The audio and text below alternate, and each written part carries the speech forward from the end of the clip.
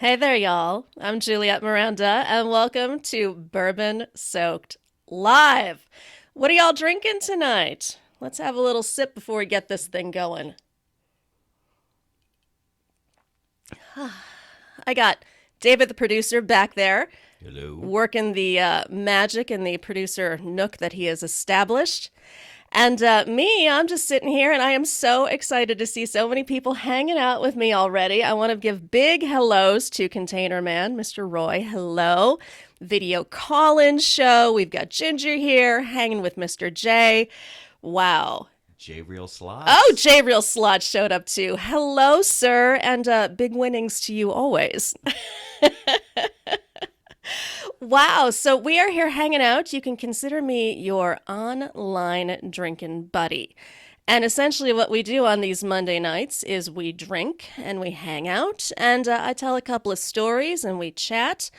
And just so y'all know, I've got a gigantic monitor set up right here, so I'm going to do my best to see you and say hello and, answer any questions that you might have. And David back there is working as me in the YouTube. So if you see a comment come up from me, that's actually him right now. Only because I'm the one that can type. Yeah, I'm not real typey right now. I'm not real good at multitasking in general. In fact, I kind of suck at it. I once broke my foot trying to eat cheese fries and walk at the same time. So I'm probably best off just sitting here drinking my bourbon and talking to you.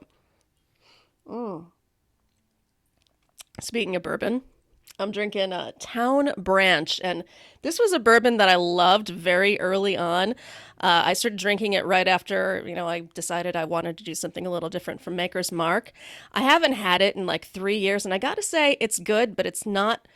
I don't think I'm liking it as much as I did the first time around, and I don't know if that's just because I've had a million other bourbons since, or if it's just changed since then, but it's got a very it almost tastes like Carolina barbecue sauce. Have any of y'all had Carolina barbecue sauce?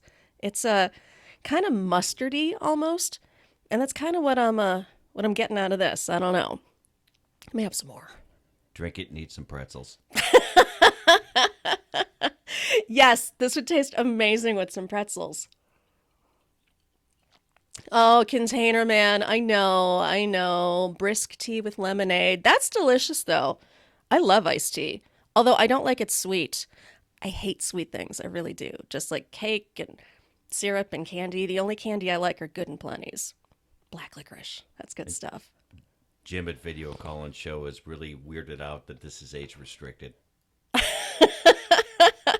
It's because I swear like a motherfucker. This is true. Oh, Cardoso Media. Hi, how you doing tonight? Thanks so much for being here. My guy and I are just hanging out, and what I wanted to do was actually whine a little bit, if y'all will indulge me for a moment. We missed a concert this weekend that I really wanted to go to. It was a festival. It was Justin Moore, and he was playing kind of, I don't know, far away-ish in like the Wisconsin border area, I think. Rockton? That's where he was. I'm bummed. I love Justin Moore and I love festivals. Summertime is like the greatest thing ever.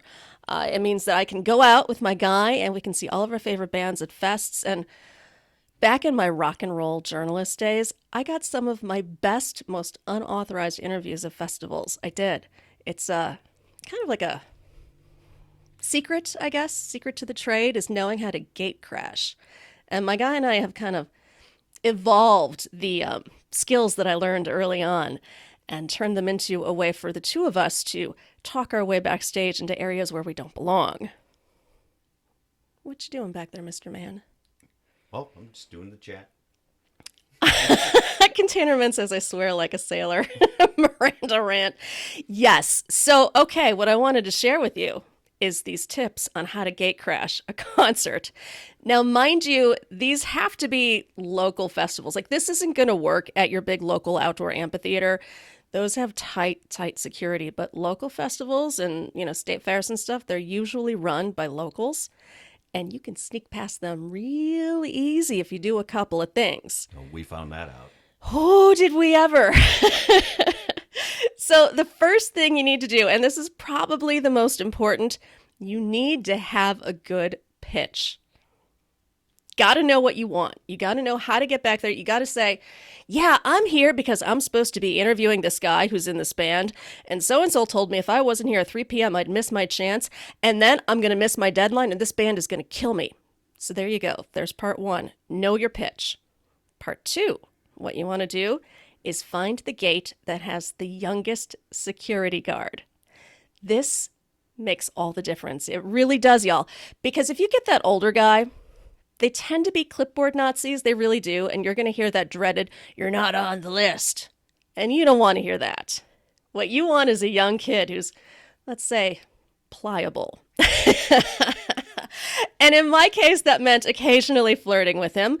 But with my guy and I, it means that we can just kind of breeze our way past him because we clearly know more than he does. I think we call it sauntering. Sauntering. Yes, we saunter. My guy saunters better than I do. But the third thing you want is backup to your story. And this could be anything. Now, when I was a writer, I had a business card. I had, a book full of press clippings that I could show off. Because, by the way, this was back in the 80s and the 90s when there was no such thing as the internet. So everything was like paper proof. That was my kind of saving grace in a lot of cases, because I could say, look at this newspaper. There's my name. And they'd be like, all right. But with my guy and I, we've cooked up something a little different. Well, forgot one big one. What's that? The fake press pass. That's what I was getting to. Yeah. My sauntering man. The fake press pass. You can do this on your computer and then doctor it up with a little bit of laminate at Kinko's. And believe me, you get the right kid, he's not going to know the difference. Now, what I did to kind of bolster our credibility at this one particular festival, I took a lanyard and I put on a bunch of backstage passes that my guy and I had collected legitimately over the years. So he's got passes around his neck from like Motley Crue, Bon Jovi, all these bands that we've worked with. And we're at this fest. This was 3 years ago, I think? I think it's closer to 5, actually. Yeah, it might actually be 5 years. And was it a state fair? I think it was. Yeah, it was. I think it was the Wisconsin State Fair. Yeah. Now, we didn't really care about the band. We just wanted to get into this VIP area so that we could use the private bathrooms and get some free drinks. And the air-conditioned tents. Oh, that makes all of the difference. So we came prepared. And we look the part. I mean, we're not dressed like bums. We looked, reasonably presentable. We weren't hammered at that point. But we just show up and, we're looking like we know what we want. And my guy, the master of disguise, says, "Yeah, I'm the drummer of REO Speedwagon, and I forgot my pass, so could you just let us in?" And the kid's like, "Oh, bummer, dude." And then my guy he's wearing this lanyard with all the backstage passes around his neck. He's like, "I think I have it here somewhere. Oh, shoot, I don't. Oh, man, I don't want to walk all the way backstage. Couldn't you just let us in?"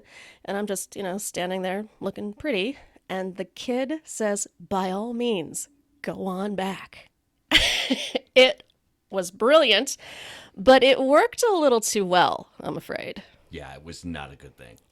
Well, so we got to hang around for a little while and have some cocktails and take advantage of the air conditioning until the kid came and found us and said, "Oh, dude, you're needed for sound check." That was ungood. Wow. That worked too well because, well, number one, he picked the drummer of REO Speedwagon because, one, nobody knows who the dude is, and two, who would lie about being a drummer, right? Just ask Jim from Video Calling. No one lies about being a drummer. So, yes, they pinch my guy, and they're like, "Come on, we'll walk you over to the stage area so that you can do, your sound check." And I'm thinking, well, what the fuck do we do now? Because I don't think my guy knows how to play REO Speedwagon on the drums. The man's a bass player. So they've got us, and they're walking us out the door. And I'm looking at him, and my guy is just cool as can be. I mean, doesn't blink, doesn't freak out. And I'm sitting there going, do we make a break for it? Do we run? What do we do? And they're leading us through the fest and everything. And the second we get to kind of like a crowded area near the chicken tent, my guy grabs me. And he pulls me into the chicken tent. And he's like, wait here. And we hide in the chicken tent until we like kind of lose the guy. And we start walking around. And as we do, they've sent security out to look for the guy from REO Speedwagon. And everybody's going, "Where's the drummer? Where's the drummer?" Because obviously that's what they always say at, sound checks when they're looking for somebody. And that was a really bad moment. I thought for sure I had to go on stage. I was really hoping he would. I wanted to hear him hammering around out, what is it, Can't Fight This Feeling? Name any bad REO Speedwagon song. I would have had to try to rough through it. Yeah, that would. The band would have looked at me and go, "Yeah, that's not our drummer." Yeah, no, well, obviously they would have figured it out, but. Or maybe they wouldn't have. I mean, who really looks at the drummer? Well, ask Jim. Jim will know. Yeah. He lies about being a drummer all the time. Oh. Ouch. By the way, we still have to hear Jim play drums. Oh. So that is going to be the next video call-in show. He has to play drums. I demand it. Now, I see that Cardoso is going to the Electronic Daisy Carnival in Las Vegas. Yeah, I've heard security there can be pretty rough. I've never actually been, but it looks like a wild time. We were in Vegas last year, actually, when it was going on. And it was crazy, all the people that we saw walking around the strip afterwards. I mean, just so colorful and fun. It was. It looked like it would have been a blast. I don't know if it's our kind of music exactly. We're more, country fans, rock fans, that sort of thing. And let's see who else we have here. Redneck. Hello. It's good to see you here. Oh, look who's here at Zildjian, too. That's awesome. You've seen REO Speedwagon 11 times? That seems gratuitous. That's 10 times too many. Hey, Jenny, how's it going? I'm still baffled by the fact that somebody saw REO Speedwagon 11 times. Do they even have that many songs? Do they? I don't know.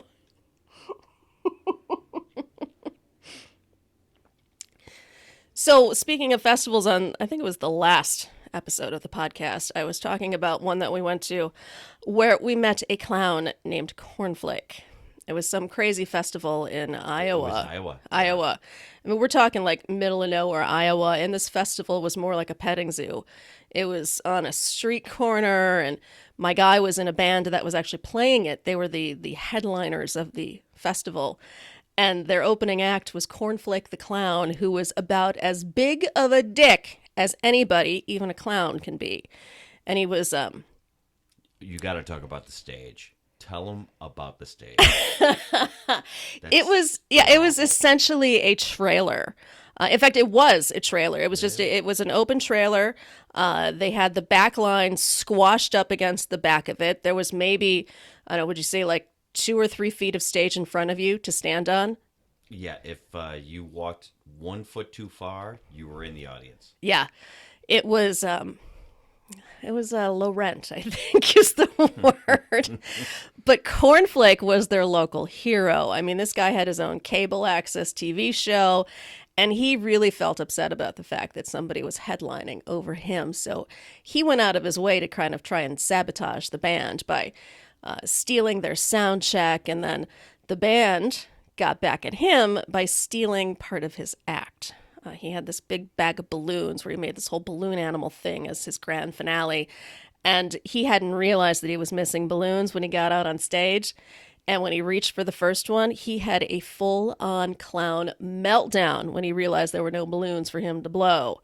It got pretty ugly, and at the end of the set, when he stomped off, he found the band back there. Who had the balloons? Who had the balloons, all wearing balloon hats and giving him a very slow golf clap. It was beautiful.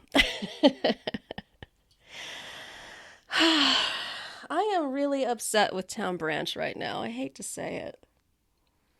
Oh, did you see Zildjian? What he said?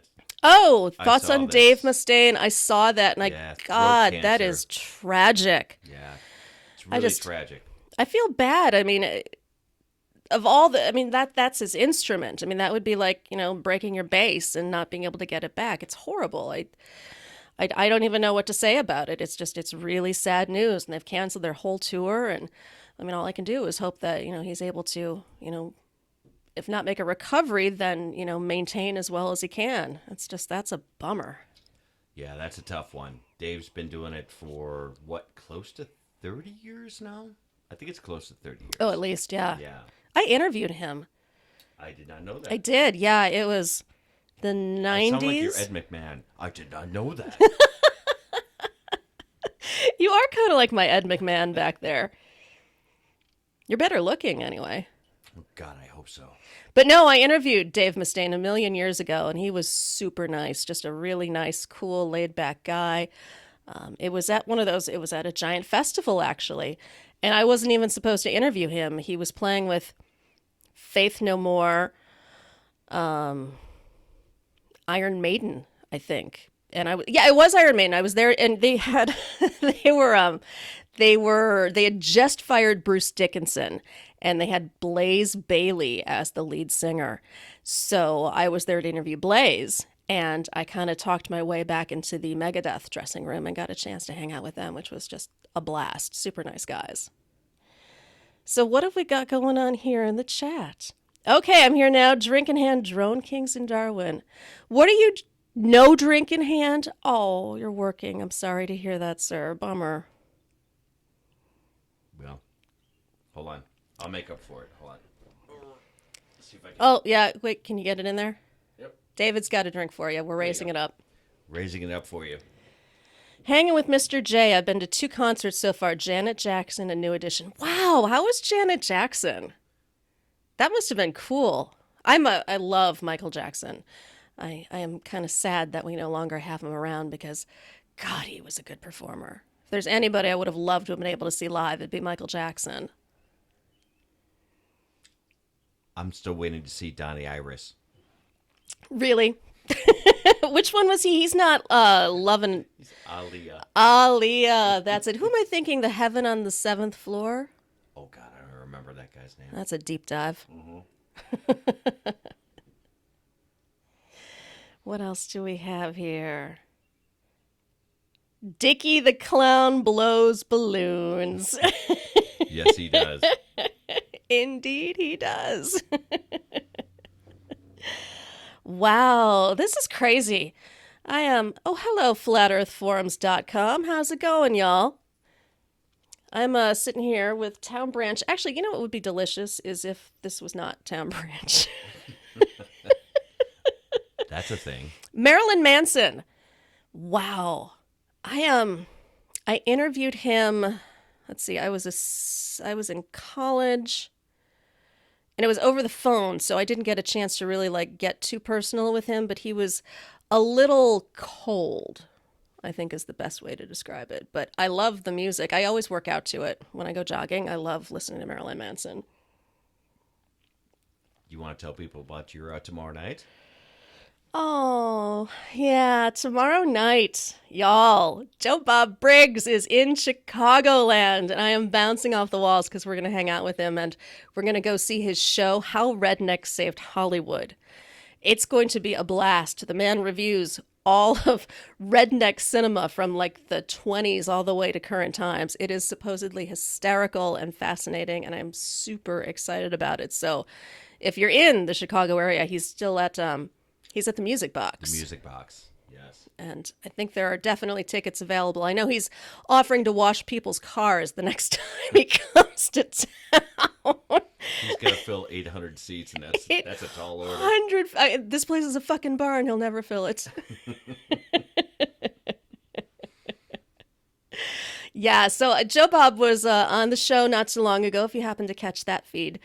We had him on. We went out to Wisconsin to see him and talk about this. That was the first live feed that we ever did. And that was chaos. Something that we didn't talk about was just how insane it was making that happen, because 2 of the people that we'd made arrangements with at the hotel quit before we got there. So nobody knew that we were showing up to interview somebody. And they didn't have a room ready for us. They didn't have the furniture we had requested.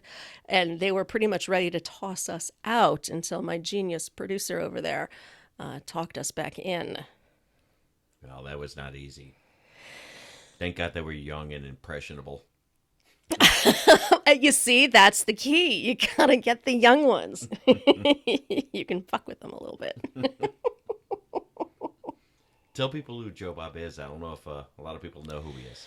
Oh, Joe Bob. He's everything. He's known as being a exploitation movie host. So he hosted a show back on TMC back in the 80s, and then another one called Monster Vision in the 90s. And today he is hosting The Last Drive-In on Shudder. And what he does that's a little different is that he kind of breaks up the movie. So he'll interrupt it with, anecdotes about the movie and jokes. And he's just got the dirtiest sense of humor ever. He is hysterical and very politically incorrect, which I love. So he's a blast to watch. And if you're like me, I've been watching horror movies since I was a baby. And it's just kind of cool to get to know the guy, who's been doing this for so long and who's been a part of my life, somebody that I've been watching on TV since I was about 7 years old. Tell them about the person who you got to be in the interview without being in the interview. That makes sense. Gilbert Gottfried. We got his arch nemesis to come on and say hi to him, which was kind of funny because Gilbert called him an inhuman beast. And that's probably not the nicest thing you want to call somebody. But it worked out. Joe Bob, laughed it all off. And I got to say, I am sweating balls up here. Why did we turn the air conditioning off? Because it makes noise. Oh, turn it back on. I might die. Holy fuck me. This is hot. If I am like dripping pools of sweat down onto the microphone, y'all, I got nothing. I really don't because it's fucking hot in here. Well, there's lights. There's all this stuff. God damn it. This blows. It's a thing. A little nippy my ass. It's fucking hot in here. Video call and show. So hot that I just dropped my coaster. Here. You see what happens? Oh, here. Let me give you a coaster, and you got to show these, by the way. All right. You have to give these away to some people, by the way. Ta-da.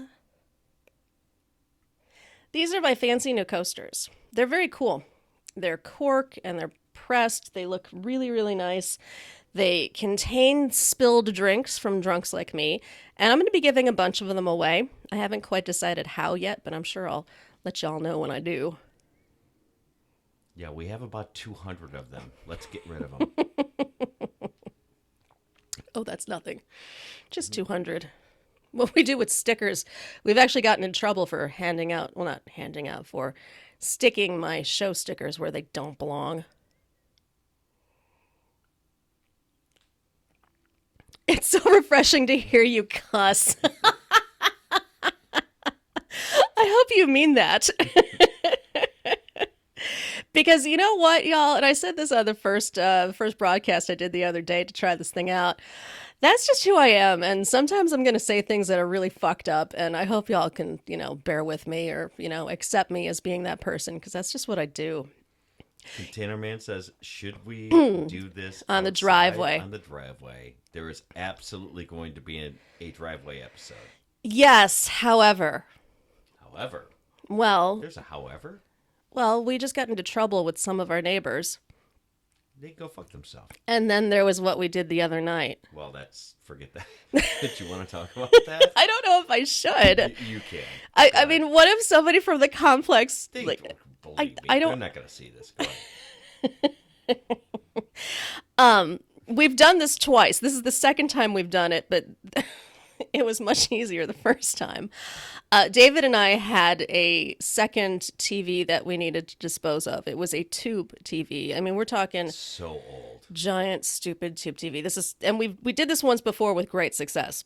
So we thought, okay, let's just carry it out to our complex dumpster.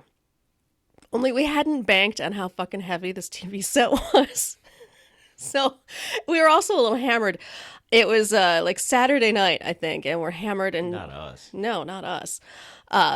We kind of look at each other and we're like, well, we know we need to get rid of this thing, so fine, let's just do it now. And just getting it out of the house was a chore, and I've got a massive bruise. You can't see it because the camera's not positioned there, but I got a massive bruise on my leg from this thing. If you stand up, I bet you they can see. They don't need to see my bruise. Jesus Christ, these TVs were so fucking heavy and huge, and you can't dispose of them technically, at least not in our area. There's like a a rule against getting rid of tube TVs, but do we care? No. So we're trying to slide this thing out like down our stairs, and we kind of push it, and it goes skidding down the stairs. And then we've got to get it out the door. And, David and I are kind of huffing and puffing and trying to lift this thing. And there's about, I don't know, a block and a half between us and the dumpster. Well, the common. The common dumpster, right? We because all have garbage cans, but there's a common dumpster. we can't just leave it on the curb. The Or curb elves. can we? Well, the curb elves will take certain things. They'll take cabinets, they'll take chairs. They'll take reasonably valuable things, but a tube TV not so much. And we got exhausted after like 10 steps. So A little winded. we got a little winded. So we picked out the neighbors whom we dislike the most, which wasn't hard to do, and we dropped the TV right in their front lawn and left it there. Whoops. And it's still there. 3 days later. Yeah. I'm hoping they don't dust that thing for prints. It rained. It's okay. So that is one waterlogged TV set sitting in somebody's front lawn right now. And I keep meaning to go take pictures of it because it just looks so hobo. It's awesome. Yes, they do not make those TVs anymore. And Not for a long time. had I known classic gamers were looking for them, I might have invested a little bit of effort into finding someone, but I'm lazy, I fucking hate doing things like, what is it?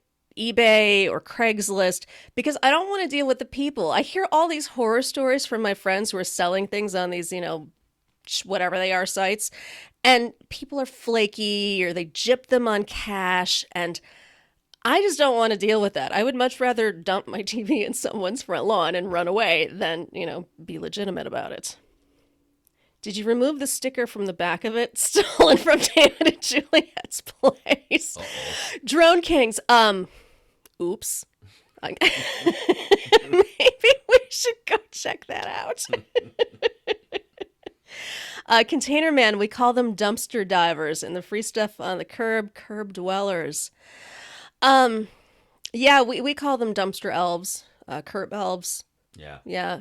They'll pick up stuff, but they don't do tube TVs. No, it turns out. no. And then we'd get fined by the complex if they knew that we'd left it out on the curb.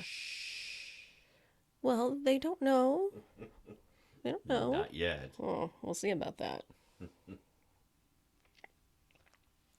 This bourbon is really disappointing me.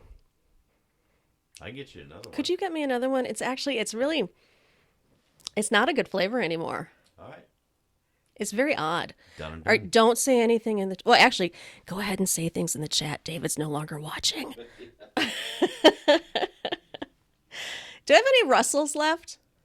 I think we do. Oh, Russell's is so much better, y'all. It just is.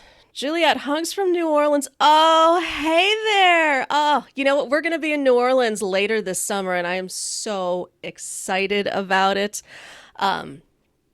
I don't know if y'all know this. Maybe you do, maybe you don't. But New Orleans is my favorite place in ever. I mean, I love New Orleans. And our hope is that within, I don't know, maybe a year or so, maybe more, we're going to wind up living there, which is going to be a hell of a lot better than we are out here in Chicagoland. But yes, New Orleans, we're going to be there. I think we're going to be there for the Red Dress Run, actually. We are. Which is so much fun. If you have ever seen this, it's a blast. The event is meant to support heart health, but essentially it's just everybody and their mothers wearing red dresses and hanging out on Bourbon Street and drinking. And it's so much fun. Juliette, I actually thought about buying a bottle of bourbon Thursday when I got home, but didn't. Why not? That's the question I have. Why not? Ooh, good, Russell's. Yeah. Doesn't seem like a problem. You have 2 bottles of bourbon right next to you. I look like an alcoholic. No, you don't look like one. Oh. No. I'm going to get some Russells myself. Oh, you giving up on the larceny right now? I am. Yes, we're supposed to do it together. Well, Steph, I'm so glad that you were here. Thank you for stopping by and saying hello. And oh, I miss New Orleans every single day. I really do. David in a red dress, Container Man. If you dig through our Twitter pages and actually, if you go to my Instagram page, which is the Unwritable Rant, you will find photos of David in a red dress, a red Tina Turner dress, I might add. They exist. And he looks amazing in it. What was a little awkward was when we found another guy wearing the same dress. Yeah, it became who wore it better. Yeah, they had a little bit of a moment, kind of like we almost had to have a dance off, peacocking around, and it was a little scary for a moment, but they made it. They figured it out. Why do you think he is behind the camera now? Exactly. He's right. not wearing a red dress right now. Only in New Orleans. Speaking of, I need to find my red dress. Yes, you do. I know, I haven't decided what I want to wear yet. I wore a tutu one year, and that was a blast. I wore a 4-4. That's not a thing. Well, it was for me. Actually, more like be like a 3-4. What am I, shaped like a pear? Well, you are a man. I mean, isn't that like the man shape? Well, it may be a 4-3 if you. Oh, there you go. There you go. Yes. Oh my God, bourbon. Drink some bourbon. I highly recommend that you all just have a little bit of bourbon right now, if you so can. Steph Opal, absolutely. Let's get the bourbon out. She's our New Orleans gal. Oh, I know. Yeah. Oh, that is good bourbon. You're drinking the Russells now too? I am. Yeah. Hey, we're going to Nashville and Louisville coming up in early July. And I'm hoping to work out something with the Heavens Hill Distillery where we're going to get a little bit of an inside tour and maybe get to do some deep dive samplings and everything. Yes. So we're working that out right now. We'll see what happens, but fingers crossed because I want to get behind the scenes there. I love it there. Well, in a couple of weeks, we're going to Las Vegas. We're going to Vegas. Actually, in a week and a half almost. Right. 2 weeks. Thereabouts. And I'm trying to work on a distillery that is actually out in Vegas, believe it or not. There's a distillery in Vegas. I'm skeptical. Yep. Very skeptical. As am I, but you know what? If we can get a tour, we'll make for, might be some cool video. Interesting. We're going to be doing a dinner at Hell's Kitchen, which I'm looking forward to. Yeah, I have a feeling Gordon Ramsay's not going to be there, though. No, I'm sure he won't. But our friends Drift and Ramble will be there. They're another podcast that we have become very well acquainted with, and looking forward to hooking up with them again. Because who else is going to be out there? Chris from Faces and Aces podcast too. That's right. It's going to be so much fun. We're going to get just into all sorts of trouble. I know it. We stole a party van actually the last time we were out there with them. And you know what? Next, we actually have reserved, which is weird, a karaoke cab. Oh, that's right. I forgot about the karaoke cab. Shoot, I wish I remembered the guy's name. Just look up karaoke cab on Twitter. You'll find him. Yeah, it's I don't even know exactly what this all is, but I've been told it's a blast. Yeah. So apparently you get in, and it's like Cash Cab, only with singing. Right? That and strip clubs. Right? So hopefully he has... Where am I? Where are you? We already talked about strippers, mister. That's right. Ginger, I got married in Vegas by an Elvis impersonator. Oh, that's the best. That is too cool. Our friend Bob Levy, who's a comedian out of New York, he just got married in Vegas by an Elvis impersonator, too. That's right. Yeah. Great photo ops, right? I mean, how much fun is that? And yes, Hell's Kitchen, Gordon Ramsay. I'm hoping that one of us will order the beef Wellington. Well, we'll see about that. But that's his thing. It's beef wrapped in pastry. Hey, and there's nothing wrong with that. Do you want to talk about the YouTube channel that you recently found? Oh, okay. So some of our friends might hate me in a moment here, and I apologize up front. I've discovered this new channel. It's this guy called The Shape, and he is fucking hysterical and awesome. I love this guy. Essentially what he does, and he does this in a very tongue-in-cheek sort of way, so don't think the guy is mean, but he looks at a lot of paranormal shows and kind of debunks in a very funny way all of these pseudoscience that goes into looking for ghosts.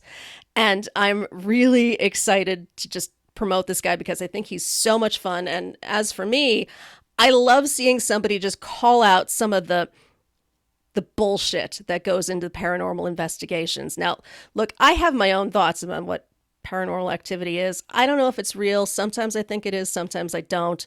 But this guy, he just nails all the tropes, like the voices on the radio and just the lost in the woods and the shaky cam. And I think he's a lot of fun. So if you check him out, I think you're going to have a lot of fun watching him. Yeah, we watched a whole bunch over the weekend, and this guy, he just has about like 2,700 and so subscribers. He's relatively, he's not a huge YouTube presence, but wow, is he really entertaining? No, and He's very fun. he had me on the floor with this one thing that he did. He does really kind of fun editing in some of his videos, and he got up for a moment and he showed like a ghost face in the doorway, and then he hauls off and slugs it and yells, "Not today, demon!" Which reminds me of Zach Baggins, by the way. I fucking hate Zach Baggins. Let me just put that out there right now. If there is any asshole out there who deserves to be possessed by a demon, it is him. Because the way he rips his shirt off when he's out there going, "Ghosts, where are you? Come and get me." It's so obnoxious. Just obnoxious. Just saying. But it's a very funny channel if you get a chance to watch it. Yes, so the shape is a blast. And like he's probably nicer than I am, so I think you'll have a blast watching him. I would agree with that. Juliette, you're coming to NOLA. No, yes, I do actually. I can't wait to be in New Orleans, and definitely let's do a red dress song together. I would love that. That would be a blast. Look at my handsome man back there. He's got 3 laptops going right now, and me, Zach Bagel Bites. That's cute. I like it. Me, I'm just sitting up here sweating like I fucking stole something. Jesus Christ. I think that's my sign, like before I sit here and melt on y'all, is in my next broadcast. It's going to be a whole lot cooler in here. Whew. All right, y'all. I am going to wrap this sucker up. And I really thank you so much for being here with me tonight. Bourbon Soak Live is something new, and we're still working out all the kinks in it. I'm still getting used to hanging out with y'all and watching the chat and, talking and telling my own stupid stories. So I really appreciate the fact that you guys are here right now, in the early stages, and I'm confident that this will continue to grow and get better, and I hope you all will stick around with me as we do. And in the meantime, I hope you all have some bourbon or something tasty tonight, and I will see you next Monday, 7 p.m. Central Time, for another Bourbon Soak Live. Cheers, y'all.